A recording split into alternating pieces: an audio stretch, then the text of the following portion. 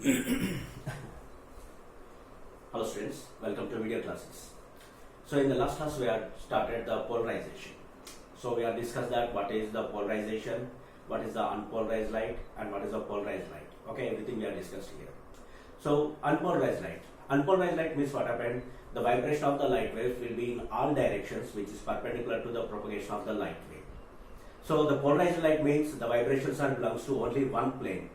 Okay. So what is the polarization means? The definition is simply you can define as the process of converting unpolarized light into polarized light will be called as a polarization. Or in another way also you can define it.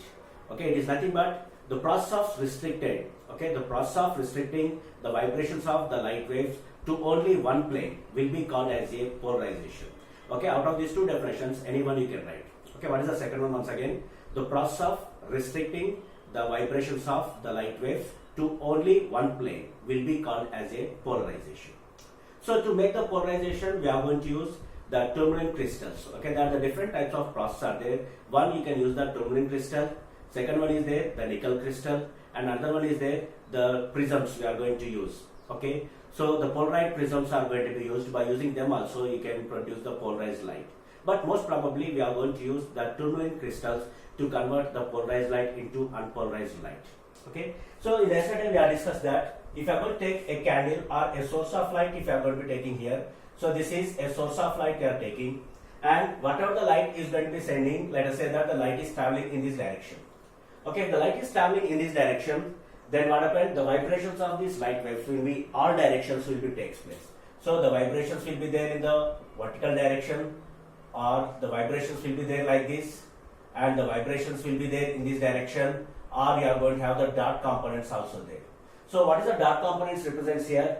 Dark components represents perpendicular to the board inside and outside. Okay, these are the vibrations. So this type of light will be called as a unpolarized light. Okay, this is called the unpolarized light. The vibrations are belongs to in all directions. Now, when this unpolarized light is going to be incident on the polarizer, okay, on the polarizer. So let us say that this is a polarizer we are going to be taking here. This is a polarizer which is going to have a narrow slit along its axis. Okay, this polarizer, okay, this tourmaline crystal will have a narrow slit along its axis. So this narrow slit will be act as a filter which will block all the other vibrations which are perpendicular to the slit, and the vibrations which are parallel to the slit can be allowed through it. So that's why out of all these vibrations, which vibrations will come out of the tourmaline crystal? The arrows will come out of the tourmaline crystal. So the outside light will be having only one type of vibrations will be takes place. So this is called the polarized light. Okay, this is called the polarized light.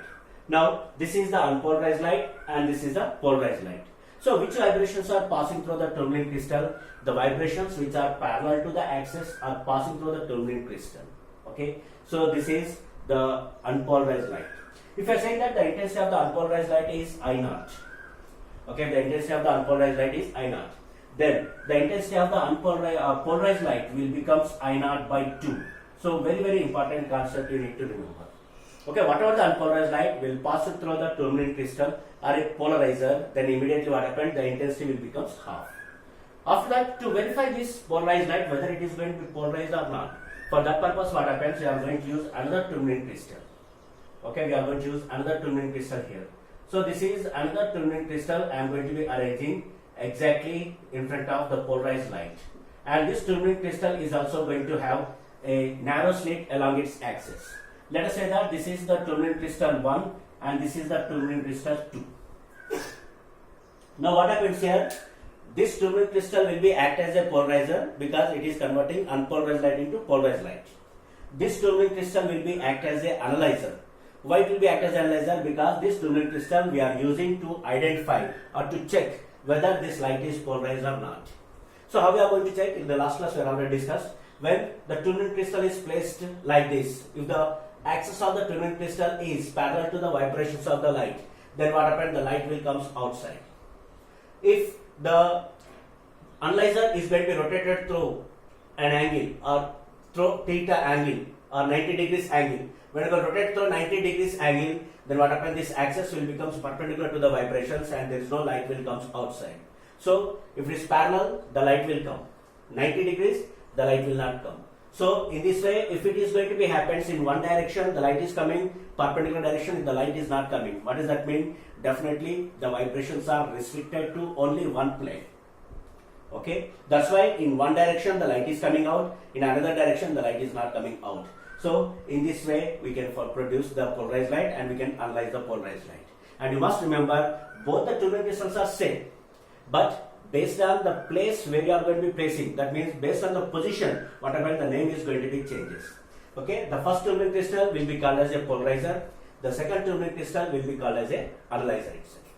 Now it is a very important point you have to remember that when the analyzer is exactly placed parallel to the vibrations, that means if the axis of the analyzer crystal is parallel to the vibrations, then the intensity will becomes maximum, which is coming out of the analyzer.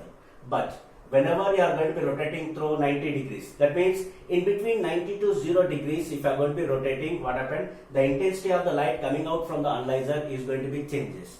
And you should be very careful that if you are going to changing the angle, means that angle is in between the axis of the polarizer and the analyzer. Because when both are parallel, what is the angle will be theta. If you are rotating only analyzer, theta angle you are going to be rotating analyzer. So that means what is happened? The angle between the axis of the polarizer and the analyzer will become theta.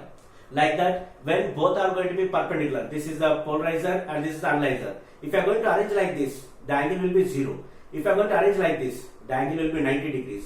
When the angle will be 90 degrees, then what happens? The no light is going to come outside from the analyzer itself. Based on this, we can find out the intensity. So to find out the intensity, there is a formula is going to be invented by the scientist Malus. Okay, that will be called as a Malus law. Okay, it is called the Malus law. It is very important to solve the problems for both PU and the competitive part also. Okay, so now we are going to discuss about the Malus law. Okay, Malus law. So the Malus law, according to Malus law, it will explain that the intensity of the light, okay, the intensity of the light transmitted from the analyzer, okay, the intensity of the light transmitted from the analyzer is directly proportional to square of the cos angle between the axis of polarizer and the analyzer, is called the Malus law. Statement is very important and formula is also very important to solve the problems. Okay, refer to the statement once again. The intensity of light transmitted from the analyzer, okay, you should be very careful which one is polarizer and which one is analyzer. Okay, the intensity of the light transmitted from the analyzer is directly proportional to the square of the cos angle between the axis of the polarizer and the analyzer. If both are parallel to each other, theta will be 0. If you are going to rotate the analyzer like this, what happens? The angle is going to be changes. And if you are going to rotate through 90 degrees, then what is the theta will be equals to 90 degrees. What is the theta is equals to 90 degrees means the angle between the axis of the polarizer and the angle between the axis of the analyzer, that will be equals to 90 degrees. Then you know that if 90 degrees is there, cos 90 is 0. What happens? The intensity of light coming from the analyzer, it becomes 0. So it can be written in this form, that is I is equals to, okay, I is equals to, here I represent whatever the intensity of light is coming out from the analyzer. I is equals to, or you can write first, you can write down the relation, that is I is directly proportional to square of the cos angle. Okay, square of the cos angle means cos square theta. Okay, I is proportional to cos square theta. Whenever the proportion removes, you are going to have a constant. That implies what you can write, I is equals to I naught by 2 cos square theta. This is the formula based on the Malus law. Okay, based on the Malus law, the intensity I is equals to I naught by 2 cos square theta. Here, what are the terms represents here? I represents the intensity of the light coming out from the analyzer. I naught by 2 is the incident of light. Incident of light, okay, it is the polarized light. Intensity of polarized light incident on the analyzer. Otherwise, the intensity of polarized light coming out from the polarizer. And theta, it is a very important. Theta represents the angle between the axis of the polarizer and the analyzer. So based on this formula, you can easily calculate that what is the intensity of light coming out from the analyzer, how much intensity will be there, and that intensity will be depends on only this angle theta. Because I naught by 2 it is constant, it does not changes. But if theta changes, what happens? The I is going to be changes here. So this is a very important formula. Now if I want to refer that theta is equals to 0 degrees, Okay, theta is equals to 0 degrees if you are taking. Then what happens here? Cos 0, 1. Cos 0, 1 means the light intensity will becomes maximum which is coming from the analyzer. If theta is equals to 90 degrees you are taking, 90 degrees means the polarizer is like this and the analyzer will be like this. So theta is equals to 90 degrees. Then the vibrations are perpendicular to the axis. No light will come outside. So the total value will become 0. So this formula is very, very important one to solve the problems here itself. And the most important thing is that what is this I naught represents here? Okay, this I naught represents the intensity of unpolarized light. Okay, this I naught represents intensity of unpolarized light. So sometimes what happens while you are solving the problems, they will give you that the intensity of the polarized light, okay, the intensity of polarized light I naught is going to be incident on the analyzer. So like that also give to you in the examination. Okay, if this type of values are given in the examination, you should be read the problem very carefully whether the light, the intensity of the light is given for the unpolarized light is given or the polarized light is given. So whatever it may be, this I naught by 2 represents the intensity of polarized light incident on the analyzer will be takes place. Okay, in the examination if they are saying that the intensity of the polarized light incident on the analyzer is I naught, then how could you write this formula? Listen once again. If the intensity of polarized light I naught is incident on the analyzer, then at the place of I naught by 2, what you can write? I naught you have to take. Because in the problem is clearly mentioned that the intensity of the polarized light is given I naught. If it is not mentioned anything, then unpolarized light intensity you have to take I naught. And once it is passing through the polarizer, I naught by 2. It is going to be incident on the analyzer and this will be takes. Okay, like that you are going to have. Sometimes what happens, instead of using one analyzer, they are going to use 2 or 3 analyzers they can use. Okay, for example, if you are saying that the light is coming outside, this is also polarized light you are saying, and they are going to be arranging one more tourmaline crystal at here. Okay, they are going to arrange one more tourmaline crystal. Let us say that this is T3. Okay, so what happens here? I naught is there, and whatever the light is there, and whatever the light is coming here, it will becomes I1. Okay, this will becomes I1, and the angle between these two can be represented by theta 1. The angle between these two can be represented by theta 2. Okay, the angle between the polarizer and the analyzer is theta 1. The angle between the second crystal and the third crystal is theta 2. And then you have to find out what is the intensity of light coming out from the third crystal. You have to find out. And the intensity of the incident value will be given to you as I naught. Now, in this type of problems, how you are going to solve? Okay, listen very carefully. First, you are going to take I is equals to I naught by 2 cos square theta. Okay, this is the intensity which is coming out here. So, what you can write? You can write as I1. Okay, this is the I1 you are going to be taking. So, I1 is the intensity of the light which is coming from the analyzer or the second crystal. Now, what happens here? This I1 ray of light is going to be incident on the third crystal.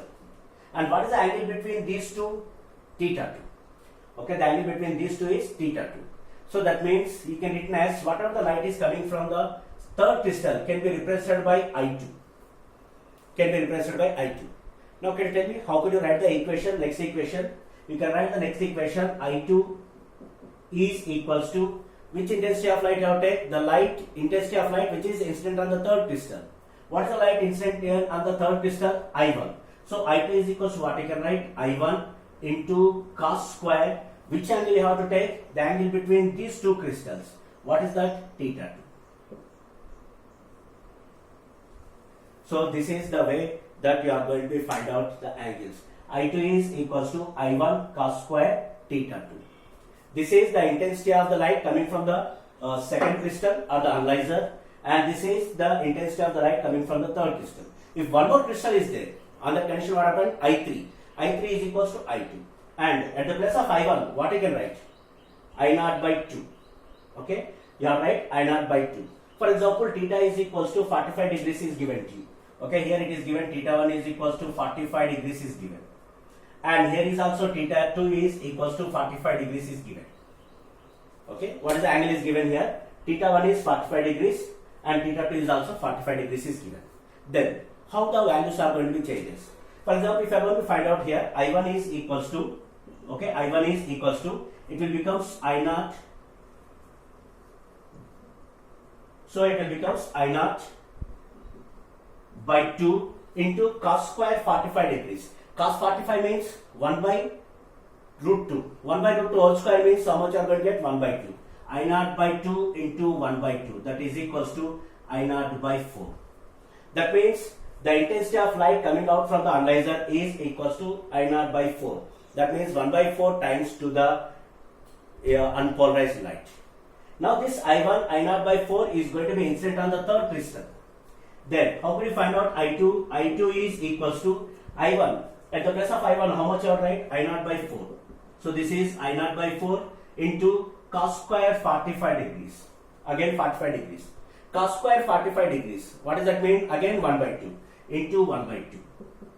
That is equals to I naught by 8. This is the final answer. That means how much intensity of light is coming from the third crystal? The intensity of light coming from the third crystal is equals to I naught by 8. 1 by 8 times of the intensity of the unpolarized light. So this process is very important to solve the problems, which is very important here for both PU and for the competitive. For PU part, they are going to ask you only the polarizer will be given to you and the analyzer will be given to you. Just you have to find out what is the intensity which is coming from the analyzer. But when you are going to think about the competitive part, instead of 2, they are going to use the 3 crystals, or sometimes they are going to use the 4 crystals also, and the angles between them will be given to you.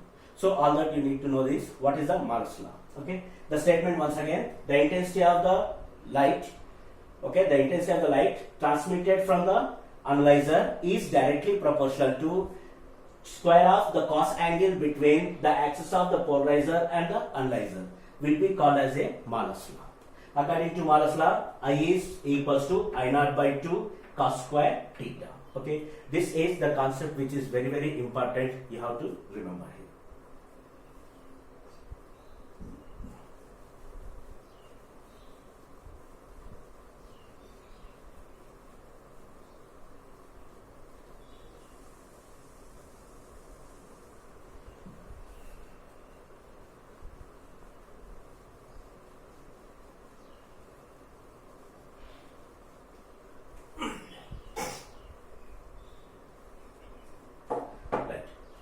After completion of Morse law, next we are going to discuss about the different process to produce the polarized light.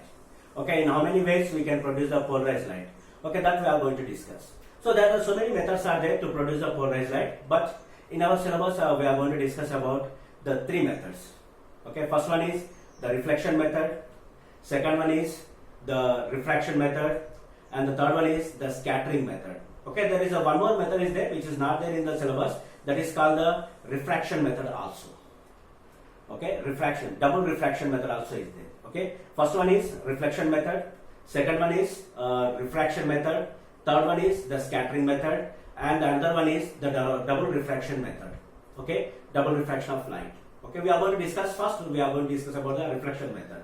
So in this one we are going to discuss that how can we produce a polarized light in the reflection method.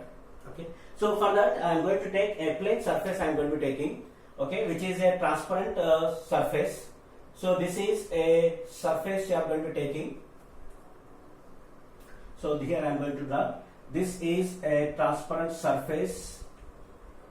Okay, transparent surface, and a ray of light is going to be incident. Okay, this is a ray of light is going to be incident on the surface like this. Okay, this is the incident ray. If we want to find out the incident angle, we need to draw the normal line. So you are just going to draw a normal line which will gives you the incident angle. And what you are saying that whatever the ray of light is incidenting, it is a unpolarized light. In the last class we have already discussed that how the unpolarized light can be represented.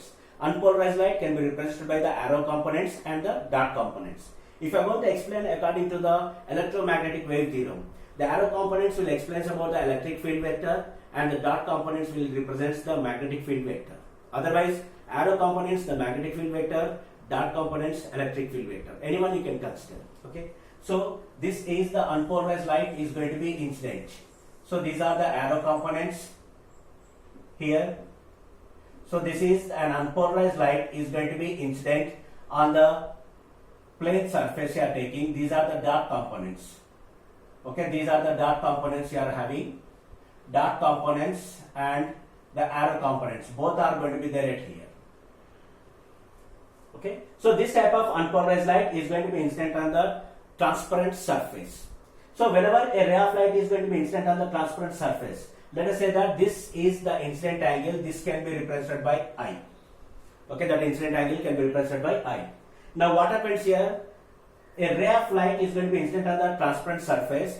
Partially it will be reflects and partially it will be refracts. So what happened? It will be reflects. Okay, partially it will be reflects in this direction and partially it will be refracts in this direction.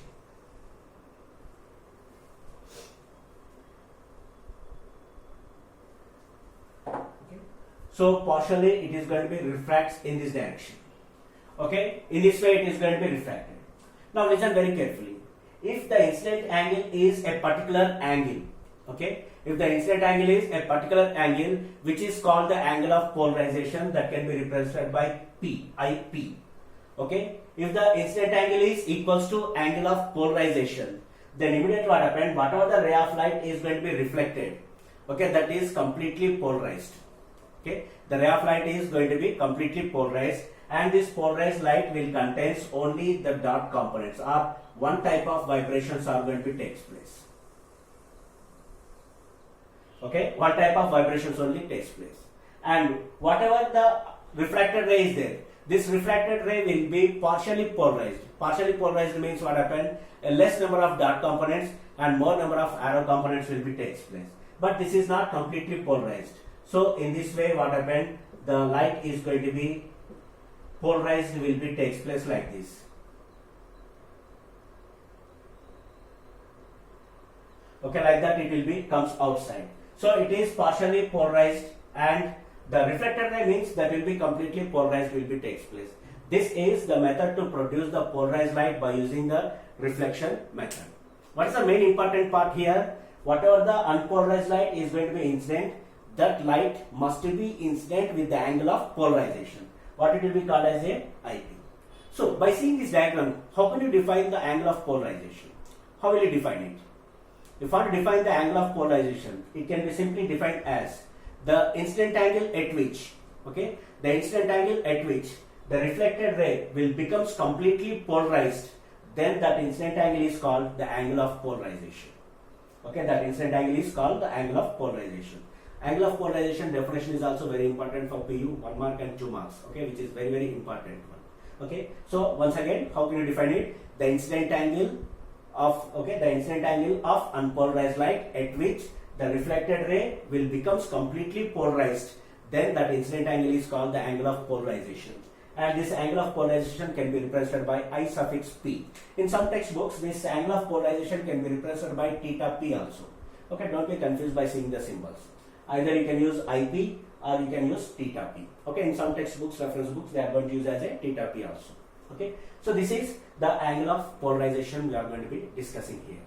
Now, whenever the reflected ray will becomes completely polarized, the particular condition, the perfect condition is the angle between the reflected ray and the refracted ray will becomes 90 degrees. This is a very, very important condition you have to remember.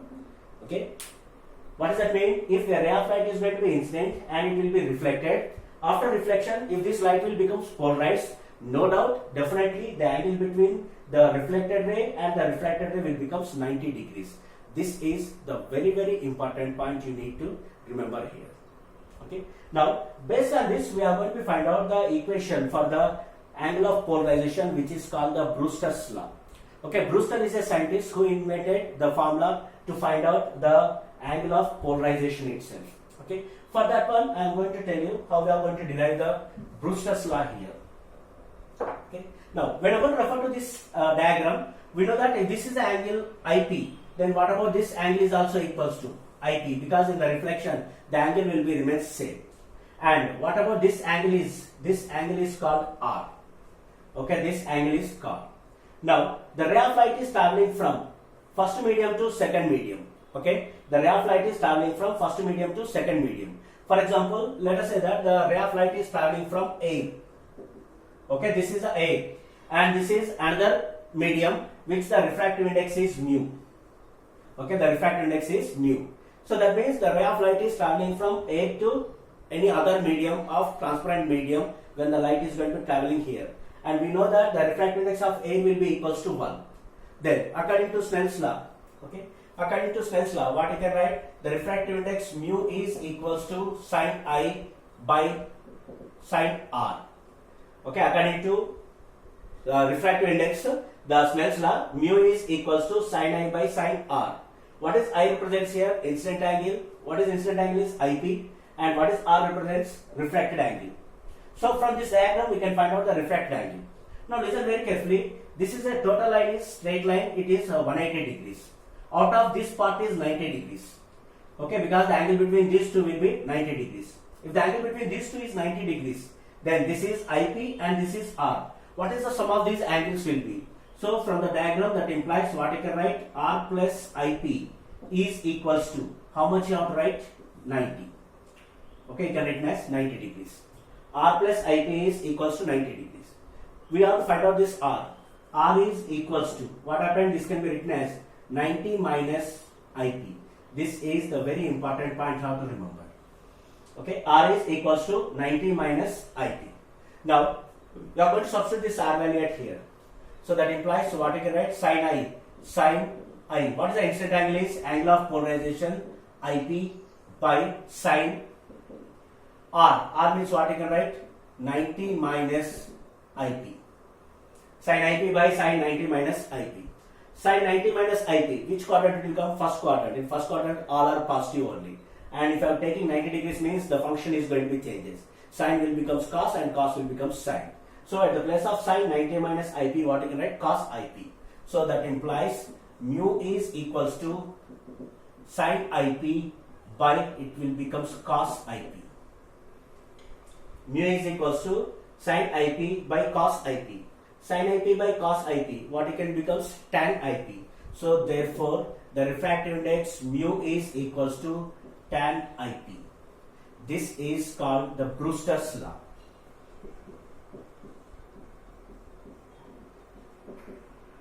Okay, this is called the Brewster's law.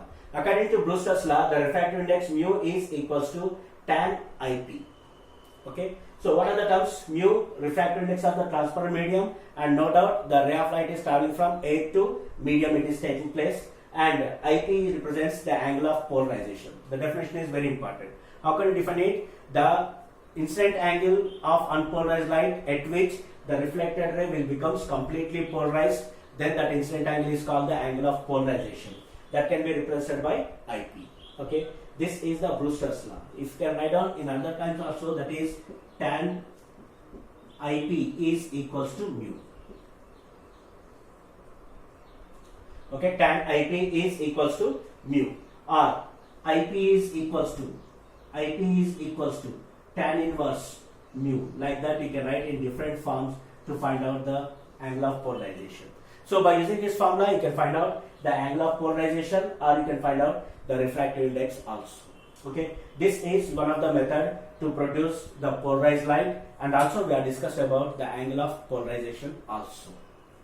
Okay, and what is the main important condition in the reflection method? If the polarized light is going to be produced, then definitely the angle between the reflected ray and the refracted ray will becomes 90 degrees.